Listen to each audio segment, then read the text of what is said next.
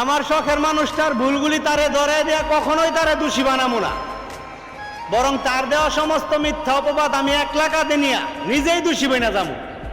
কারণ মানুষটার আমি প্রচন্ড পরিমাণের ভালোবাসতাম, অথচ ওই মানুষটা আমার কাছ থেকে ভালোবাসা আদায় করে নিছি ঠিকই, বিনিময়ে আমারে বুক ভরা কষ্ট আর মিথ্যা অপবাদই দিয়ে গেল। এতে করে আমার মনের মধ্যে কোনো কষ্ট নয়, তবে একটা আফসোস রয়ে গেল ভাই।